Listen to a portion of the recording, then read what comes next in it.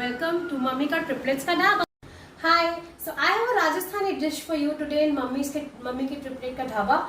I'm going to make gatte ki sabzi. I have added 1 cup of besan. I have added ajwain seeds, salt to taste, hing and some haldi, and I have also added the red chili powder, and then I added 2 spoons of curd for the kneading. The kneading has to be very tight, and it will also be kneaded with a little quantity of water. I think around 2 tablespoons of water will be needing for the kneading of the gattas. So I have started kneading it. Now this is the dough. This is how tight the dough is. I have not added much water in the dough, and this is the thickness.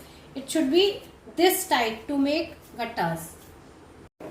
So after the dough was ready, I put 2 spoons of oil. I greased the dough with the oil. Now I have taken a pinch of dough and I am going to roll it into a ball. After giving it this shape, I have to give the shape of gatta into a cylindrical log. So this is how the shape has to be given, and these are the gattas which I have prepared. Once these are made from the remaining dough, I have put 4 cups of water, and it has started to boil. Once the water boils, I will be putting these gattas into the boiling water. As the water has started boiling, I have started adding the besan dough one by one in the boiling water, and it should be boiled for around 10 minutes and without disturbing. You should not disturb these doughs, otherwise they'll break. For continuously 10 minutes just boil these, and after 10 minutes the dough, once boiled, they will come up on their own. If you see, the gattas have been cooked and automatically they have come up on the surface of the boiling water, and this is an indication that they have been cooked well.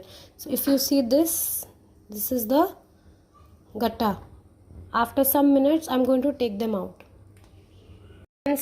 Once the gattas were cooked, I have taken them out, and this is how they look like, and now I'm going to cut them into pieces. The gattas have come up very well. I have cut them into pieces now, and I'm going to make a gravy and add them into the gravy. I'm going to make another set of gattas because my kiddos have really loved them and they have just had it like that. And this is how the shape has come out to be, and they are good to eat. Now I have prepared the gravy. I took 1 large onion. I boiled it. I then blanched it in the mixer, and then I also took 2 tomatoes. I again boiled them, blanched them in the mixer grinder, and then I added ginger garlic paste. Also, along with the ginger garlic paste, I have added the original ginger and garlic so that that good aroma comes. Then I added haldi, again salt to taste, and some red chili powder. Now here is a twist.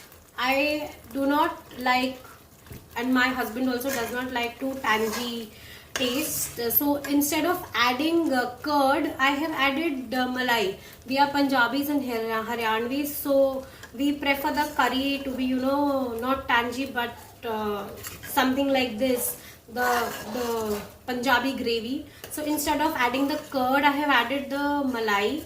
And this is how the curry looks, and after some time I'm going to add the gattas into it. This is the gatta sabzi. Finally it's done.